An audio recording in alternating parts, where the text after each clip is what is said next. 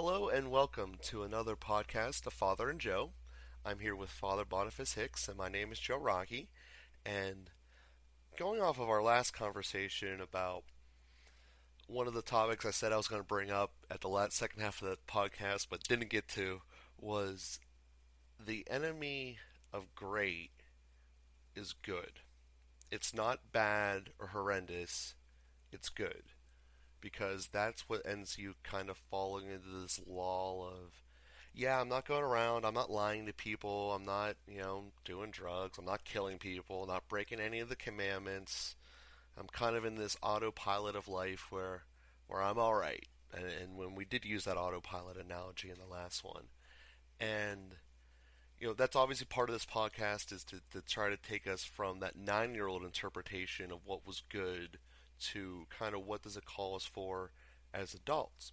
So, with that being said, I was sitting there during this year's Holy Week kind of thinking of things a little bit different. I mean, part of which was in preparation for this podcast, so I was kind of getting my mind charged up trying to think about what's going to be going on here, and a bunch of random thoughts came into my head over the course of the week, and I'm just gonna pretty much use this podcast to spitball them. It might not have the greatest flow to it, but you can tell me where I'm right and wrong and completely off base with all that.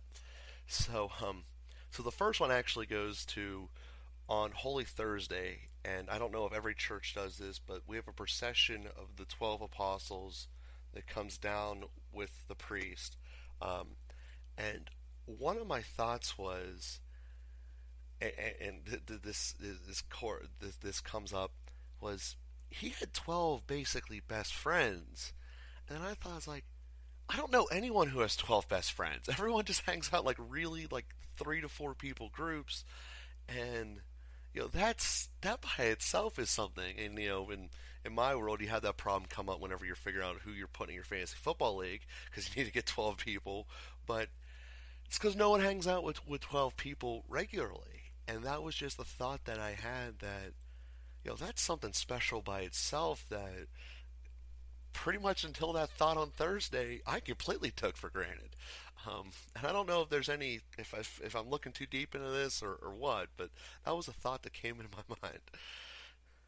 Well, yeah, that's a great insight, and those are the kinds of insights, Joe, that are, yeah, a sign of the Holy Spirit at work. You're not on autopilot, and that's a great example. You weren't trying to lift yourself up as the example of not being on autopilot, but I want to lift you up that way, that you're not on autopilot, and you're engaging in a new way, and you're making the connections with your own life. That let's okay, so we hardly ever use this word disciple or apostle, or they have a kind of churchy feel to them, and Mm-hmm. we use them as technical language. But the word friend we use. So instead of looking at 12 apostles, we look at 12 friends and say, 12 friends. Well, that's a lot of friends. He hangs out with all these 12 friends. So anyway, I just want to highlight that. I think that's really beautiful. And so I don't want to take anything away from that meditation. I think it's a great meditation. He is an attractive person. I mean, he attracts thousands of people to him. Mm-hmm. And on the other hand, we say, well, he was God. Shouldn't he attract thousands of people to him? Shouldn't he have? So we can kind of go both ways. He was fully human, and so we can really put him in our own category and see that there's something unique there. There's something remarkable there. And that's just a beautiful way to engage those truths. And let me just point out on top of that there are three who get pulled aside a little bit more, right? Peter, James, and John, they are there at the agony in the garden. He draws them closer to himself than the other 8 who are there in the garden.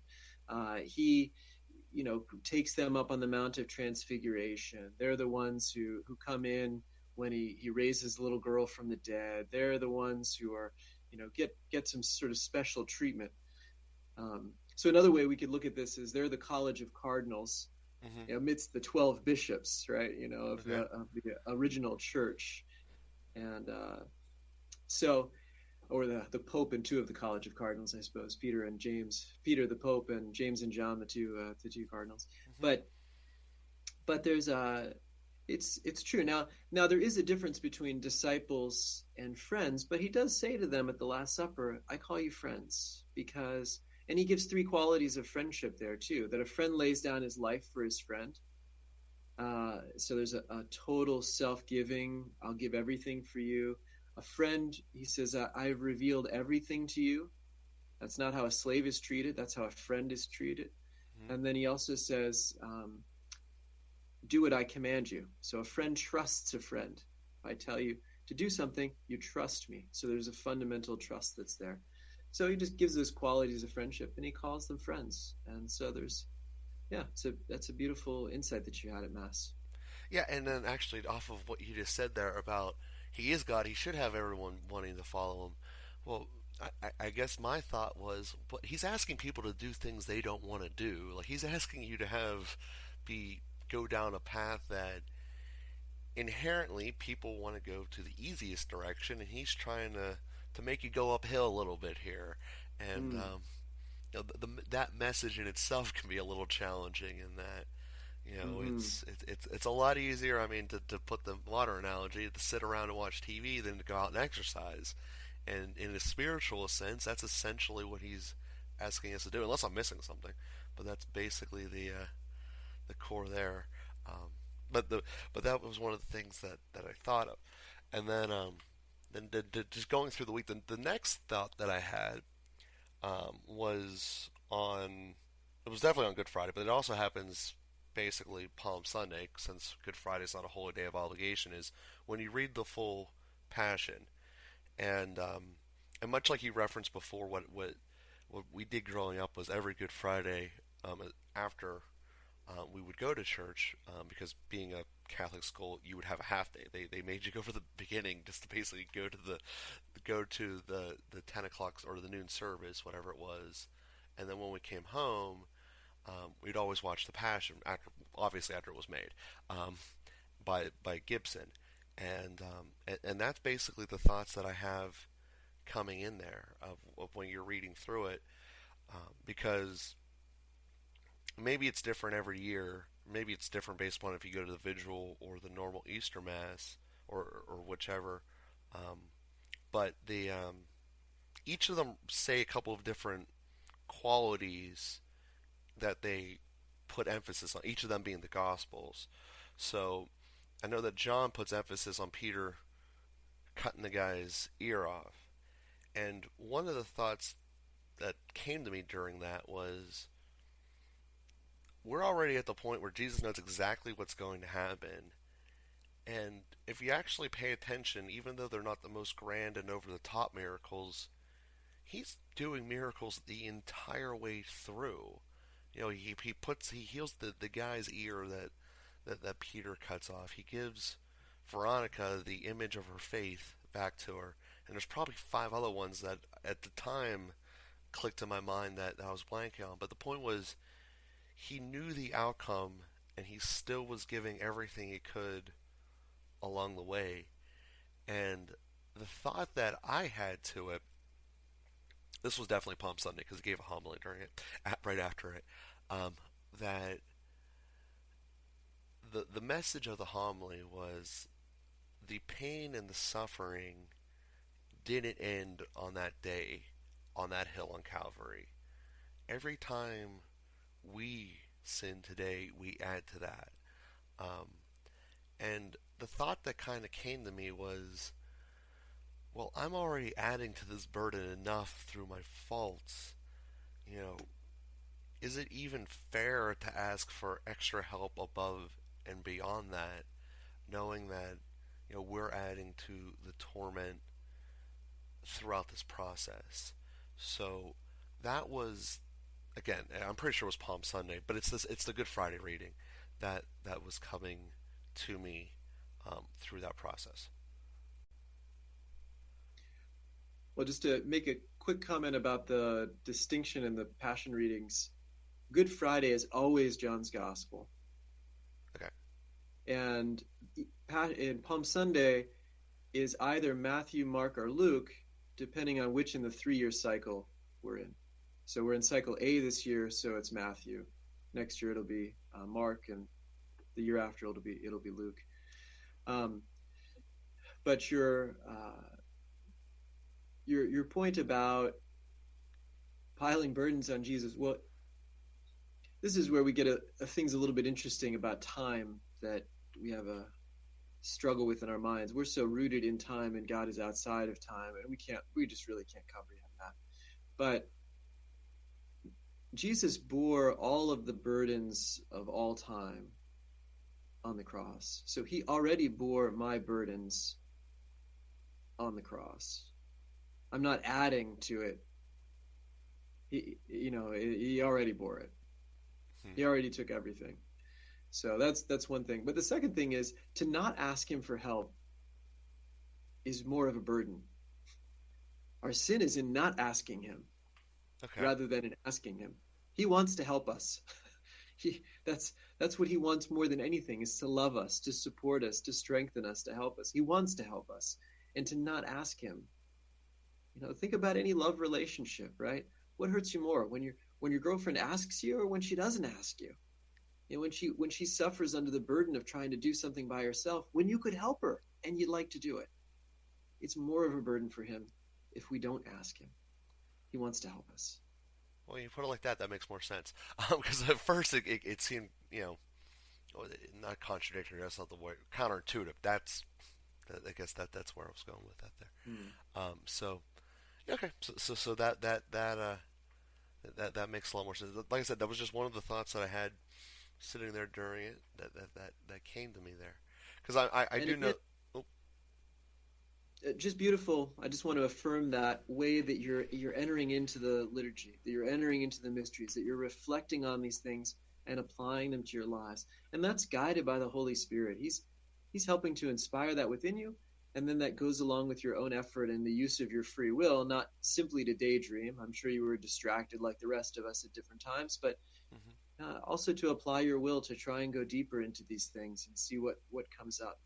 And that's exactly how we can go to the same liturgies for 70 years, 80 years, 90 years, and they don't get old, because these kinds of things keep opening up for us, and it renews our experience of the liturgy.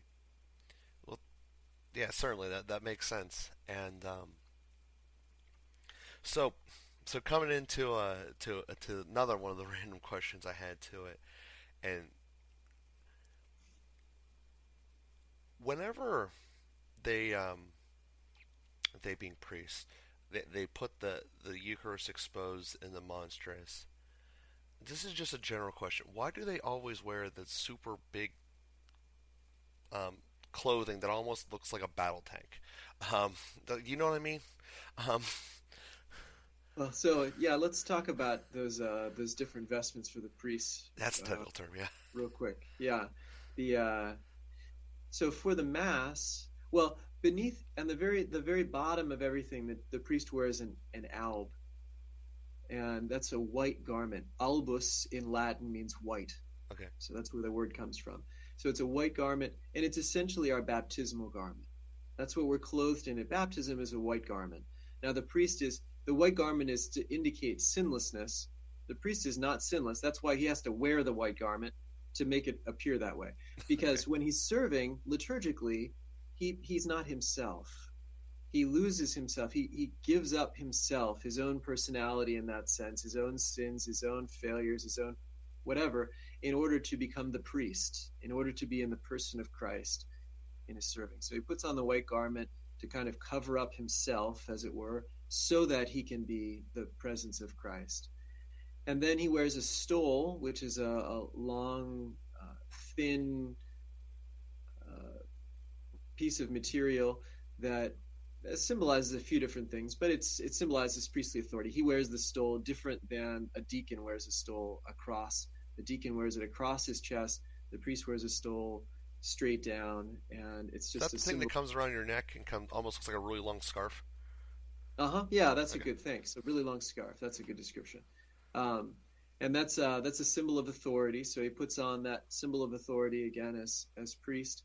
And then different things are over the top of that. Usually, what people see is called a chasuble, and that's a big flowing garment that he wears for only for the mass. The chasuble is the vestment for the Mass. It's the garment of sacrifice, we could say, the offering, the sacrifice of the Mass. In different liturgical settings that are not the Mass, he wears some other things. So, for example, in a number of things, for a baptism or a wedding that's not a Mass, a baptism that's not a Mass, he can, and then also for exposition or benediction of the Blessed Sacrament, he can wear something called a cope, which looks like a cape. Okay. It's a related word. And so it doesn't close in the front, it's just a big flowing cape. And again, it sort of clothes him in glory, but not with the garment of sacrifice, not with the chasuble like he wears for Mass. It clothes him in glory in a different way. So it's just different that way. And then for, let's say for benediction, he'll wear another garment around that covers up his hands. So it's a big piece of cloth, almost like like a half a blanket or something, or like a shawl maybe. Okay. That's probably a description. And so it's only on the top half of his torso, and then it comes around. It's a really long garment with a lot of cloth, but it's meant to cover up his hands, and it's called a humeral veil. And humeral is related to the word humility. And what the priest does when he gives benediction is he lets Jesus do the blessing. So he takes the monstrance and he lifts it up and he makes the form of a cross over the people, and he covers up his own hands. Now, what does the priest normally bless with? He normally blesses with his hand. And so he's covering up his blessing, as it were, and he's focusing everybody's attention not on his hands, but rather on Christ. So humbly, he is covering up his own hands, his own blessing, and he is giving the blessing of Christ in the Blessed Sacrament. Well, that's a different thought process that I never thought of. But definitely makes sense whenever, because you sit there and obviously the Easter Mass has a lot of extra steps that a normal Mass doesn't. You renew the baptism or the baptismal rite when you say, I do to all the pillar questions, and there's just a lot of extra stuff to it, and that's some of it is he wears he changes outfits a little, not outfits, but everything you just went through a little bit, and it's something I never really thought of that much, and I just thought it was just questions I had popping up. Yeah. So No, and just to quickly point out two different things. First of all, there are a lot of truths there that are unseen. So the kinds of things that I said, there is a certain sacrifice. The priest is in the person of Christ. That these are a lot of truths that are there. Those are realities. Now, how do we make those realities visible? And the Church has found certain ways. Through vestments are one way, through certain words, through other gestures, through other sacred objects. We're trying to make invisible realities visible. Now, there's also another thing that's sort of happening, that there's a practical element, like he's got to wear some clothes, yeah. And there were things like, the priest would sweat. Probably know some priests who sweat. And so what does he wipe his head with? Well, that ended up turning into a liturgical vestment called a maniple that sort of went out of use after the Second Vatican Council. You still see it in the extraordinary form. Anyway, so there are unseen realities that we're trying to make visible. There are practical realities that we then attach to the unseen realities. So some of these vestments take on a certain meaning because we're always looking for what's the deeper meaning. So there's kind of two things going on there, and there's no absolute meaning or to any of these particular items. We can keep reflecting on the unseen realities that they are making visible for us. Well, that makes a lot of sense. I know that you obviously there's certain parts like the homily you guys say whatever it is you're ready to say that day, and I remember when I was in college there was one priest, because it was Catholic college, so there was, I think there was probably 40-30 priests out there, and they would just kind of rotate through the masses. And I remember there was one in particular, 'cause he stood out for because he was the only one who did this. But after he'd come down to give out the communion, he would always just say "welcome," just like a simple word, like everyone come up here now, like you're welcome to come up here now, and it was just something that always made me kind of think of that because I know that for the most part, it's the mass. You say the same words over and over again.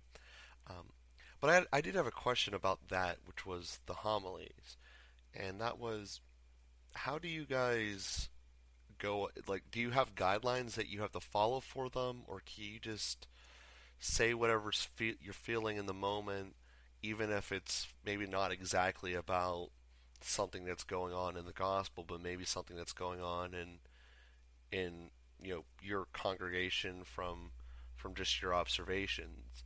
Because I've seen it priests do both ways. I've seen priests basically just repeat essentially what the gospel was, and this is how it applies today. And I've also seen people talk more so about the elements that are around it, mainly in college, but the same concept that there seems to be different pathways, and I wanted to know if there were any, kind of fast rules for that. Yeah, that's a great question. Um, I don't remember exactly how it's phrased, but I believe that it is part of the.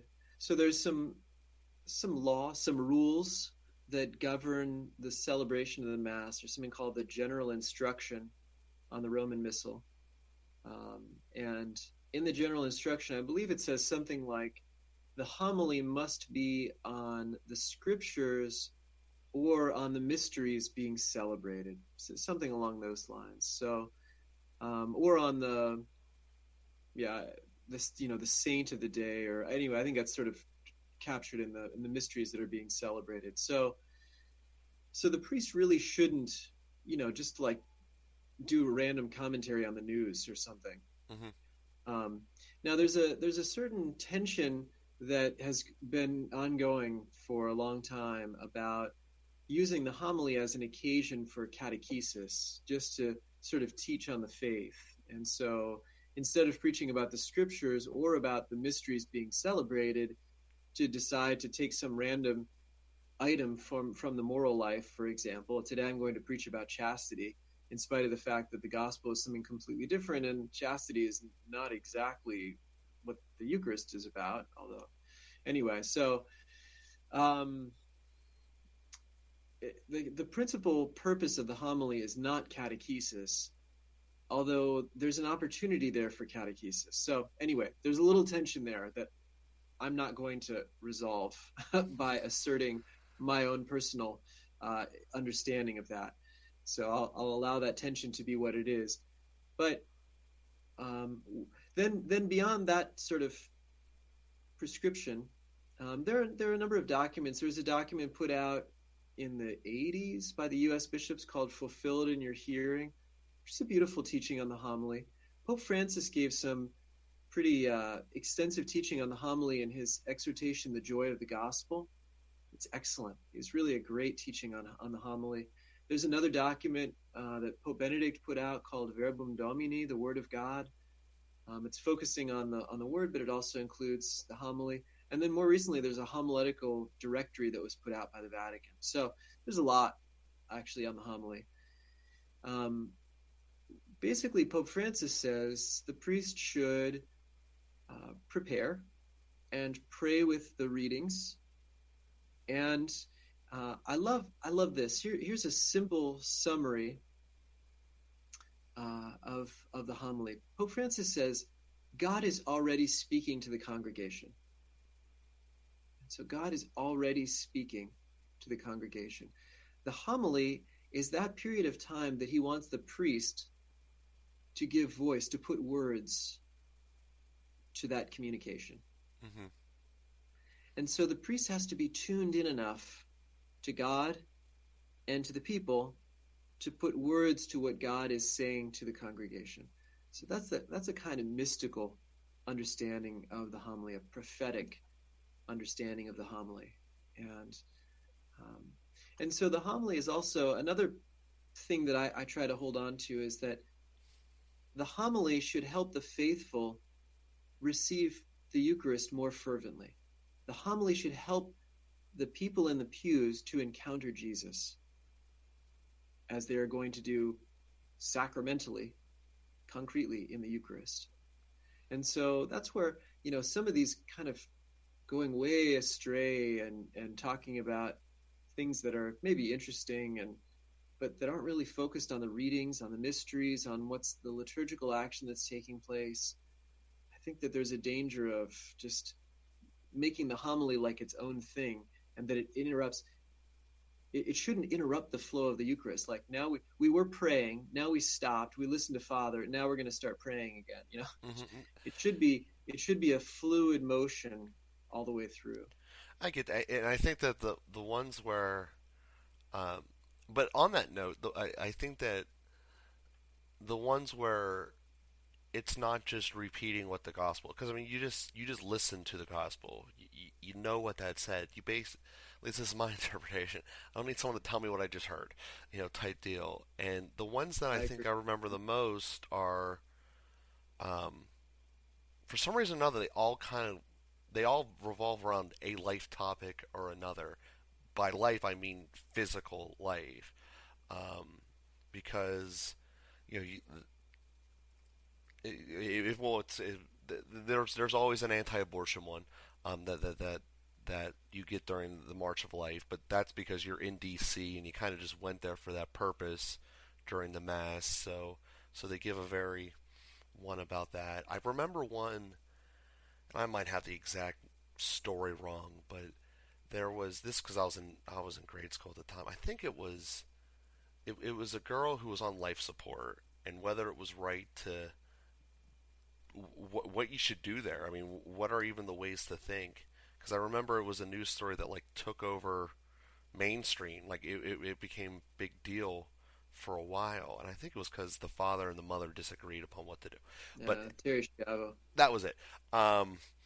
And like that's real life stuff that's about life. I mean, we're going I mean, that's an important part of the church, and I, I get what you're saying, that you want to keep it in line and flow. I just don't get why there's not. I mean, that's your opportunity with everyone sitting there, and I mean, realistically, the vast majority of people don't put the extra effort in beyond the hour at church, and it always made me wonder why it wasn't more of the teaching side of, this is practical, real life in your day. Yes, this is how Jesus did it back in the day of sandals, but here we are in the day of, modern with Twitter. How do you? It's a little bit different. So that's one of the things I just didn't get. But apparently it's because there's a rule book behind there. It's good Well, information. and there should be. It's true that the priest should be applying the teaching of the church and the gospel to the modern day. So that's certainly correct. It's just not simply teaching, and it's people often have this imagination that, like, oh, I'd like to be a priest, and then I could say all these things to all these people that they need to hear. Well, the thing is, people hear what they want to hear, and Yeah. and the idea that I have this like completely docile congregation who's just coming there to eat from my hand, and everything that I tell them, they're just, oh, they're just going to think that's this wonderful thing. People come with a lot of disinterest and a lot of whatever. So helping them, ultimately, Jesus is the teacher. And my most important task is to introduce them to Jesus and keep helping them to connect with him. And so I may do some teaching as part of that. I do plenty of teaching in my homilies, but that's not the primary thing I'm doing. I'm primarily introducing them to Jesus. Well, Father, I certainly would like to thank you for answering all of my random thoughts that I had over this span of Holy Week. And I know that might not have been the most concise or flowing out podcast we've ever done, but I definitely would appreciate you bringing the insight there and being able to answer some of these questions that come into my head. And I'd like to thank all the audience out there for listening. And as always, please continue to tell a friend and be able to subscribe and getting this to keep growing as you know, we can't really do it without you guys out there. So thank you very much for listening. Hope that you enjoyed the episode, and we'll see you next week.